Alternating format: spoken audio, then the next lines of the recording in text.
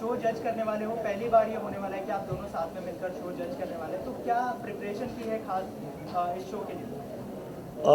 Preparation तो contestants को करना पड़ेगा क्योंकि हम लोग थोड़े एक्स्ट्रा टफ टास्क मास्टर्स भी है, Armaan and me, and we have just come कि हम एक शो को जज कर रहे हैं जो पहली बार हमारे लिए भी एक नई चीज़ है और रेडियो का शो है। सो बहुत अच्छी बात है कि समटाइम्स टीवी शोज़ होते हैं, रियलिटी शोज़ होते हैं, बट ये एक यूनिक कॉन्सेप्ट है and it's the 4th season and after really senior जजेस हमें एक मौका मिला है and as youngsters we are really proud.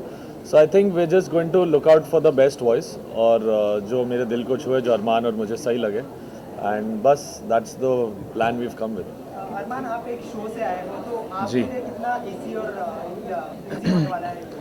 Actually मुझे लगता है कि हर एक कंपटीशन टफ ही होता है एंड अगर आप पूरे देश के टैलेंट्स के साथ compete कर रहे हो तो वो और भी चैलेंजिंग हो जाता है। मैं खुद एक रियलिटी शो का पार्ट रह चुका हूँ एंड टॉप 10 में भी आ चुका हूँ, लेकिन मैं उस शो को जीता नहीं था, मैं 7th पोजीशन पे आउट हो गया था।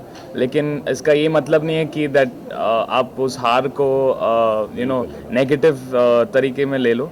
मैंने उसके बाद और मेहनत की and I went and did Bollywood playback singing and जो मेरे ड्रीम्स थे उसको चेज़ किए। तो आई थिंक कि जीतना और हारना इतना मायने नहीं रखता है इस कंपटीशन में। कॉन्फिडेंस के साथ और टैलेंट अगर है आप में तो I think definitely the real winner will come out of this competition. इसके अलावा जजेस की बात करें तो हमेशा 2 या 3 जितने भी जजेस हो, एक सलाह मशवरा की ज़रूरत पड़ती है, तो जी। आप दोनों का कोऑर्डिनेशन कितना अच्छा है? क्योंकि हमारे म्यूजिक डायरेक्टर है, आप प्लेबैक सिंगर हैं, तो कैसे? एक्चुअली बेस्ट कॉम्बिनेशन है क्योंकि आपको दोनों पर्सपेक्टिव से एडवाइस मिलेगी। अमल कॉम्पोजिशन के तरीके और प्लेबैक सिंगिंग म्यूजिक डायरेक्टर के point of point view of से मैं व्यू से। समझा सकता हूँ कि एक कंपटीशन में गाना एंड एक माइक के पीछे गाना में माइक पे बहुत गाना। डिफरेंस होता है। जैसे लोग स्टेज शोज करते हैं but when they come behind the mic उनकी ही आवाज़ इतनी अच्छी नहीं लगती। So may be I can guide them with mic techniques कि इतना एक्सप्रेशन होना चाहिए, नहीं होना चाहिए। तो एक अलग ही यूनिक कॉम्बिनेशन बना है ऑफ माइन एंड अरमान्स, क्योंकि एक सिंगर का पर्सपेक्टिव और एक कंपोजर का पर्सपेक्टिव आपको मिलेगा। इसके अलावा अरमान, अभी आपका जन्मदिन गया है, जी। Happy birthday. Thank you so celebrate किया आपने अपना जन्मदिन? मैं एक्चुअली लंदन में था, यूके में, एंड वहाँ पे मैंने अपना बर्थडे सेलिब्रेट किया, 21st बर्थडे, एंड वहाँ पे मैं अपने वर्ल्ड टूर को प्रमोट कर रहा था। तो उसी दौरान मैंने सोचा कि क्यों ना मैं अपने बर्थडे को भी वहाँ पे सेलिब्रेट करूँ। तो बहुत ही मज़ा आया and I just came back. मैं आज सुबह ही आया हूँ वहाँ से। इसके अलावा बॉलीवुड में बहुत सारे जजेस को देखा होगा आपने, तो बहुत सारे जजेस को देखा होगा, जी। कमल आपने भी देखा होगा, तो ऐसा कोई जज है जिसको आप इंस्पायर करते हो बॉलीवुड में, जिसको आप ध्यान में रखकर शो को जज करने वाले हो? ध्यान में रख के तो नहीं करूँगा। मेरे अंकल बहुत सुपर जज रह चुके हैं इंडियन आइडल के लिए। He is been the face of Indian idol.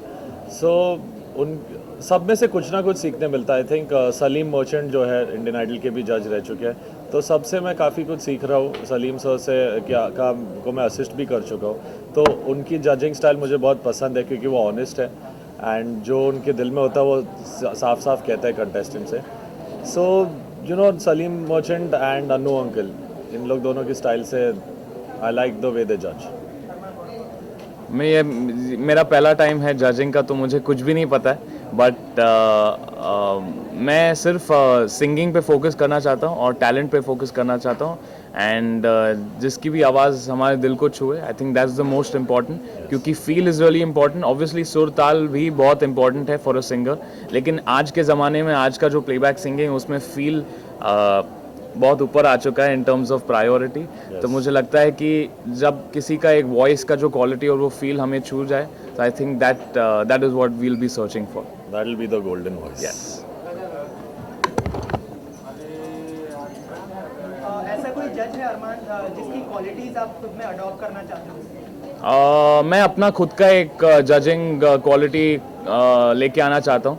ये सबसे पहली बार मैं कर रहा हूँ, तो I would like to create my own style and my own unique way. काफ़ी सारे हिट सिंगल्स दिए हैं आपको बनाएंगे, तो फिर कौन आगे आने वाला कौन से गाने रहेंगे, किस तरह के रहेंगे? अभी मेरी एक फिल्म है बार बार देखो, जो आज काला चश्मा करके उनका एक गाना है, बट सेकंड सॉन्ग जो आ रहा है सौ आसमान, वो अरमान ने गाया है, मेरा म्यूज़िक है, so that will be coming soon. बस यूजुअली जितने भी गाने आप मैं रहूँ या ना रहूँ लो, बोल दो ना ज़रा सब तेरा, जब जिस बार मैंने और अरमान ने साथ में ये गाना किया, जब मेरा म्यूज़िक है और इसने गाया है, वो आप लोग सब ने बहुत पसंद किया, बहुत प्यार दिया। तो I think this song will also reach out and reach in to your hearts. Kala Chashma की अगर 2 लाइन ऑडियंस के लिए हो जाए आप दोनों की आवाज़। सर काला चश्मा मेरा गाना नहीं है और मुझे आता नहीं है पंजाबी, तो मैं नहीं गा पाऊँगा, बट सुपर हिट गाना है बादशाह का, तो मैं चाहता हूँ कि आप यूट्यूब पे देखो, व्यूज़ बढ़ाओ, मुझसे मत गवाओ। कंटेस्टेंट से यही कहना चाहता हूँ कि अगर आप यहाँ पे आ रहे हो, इस एक फोकस से आना चाहिए that you really take singing seriously, और आप फिल्म्स नॉन फिल्म्स इन दोनों पे फोकस करें, क्योंकि मैं चाहता हूँ कि मैं एक ऐसी आवाज़ ढूंढूं, क्योंकि I am always on the lookout for new voices, और ऐसी कोई आवाज़ मुझे मिले तो I would really surely want to use that voice in my films और in my singles that I do. तो यू नो एक यूनिक आवाज़ की तलाश है, और जो जीतेगा ये कंपटीशन या जीतेगी ये कंपटीशन, मैं उनके साथ काम करूँगा and I will surely give them a song in my films.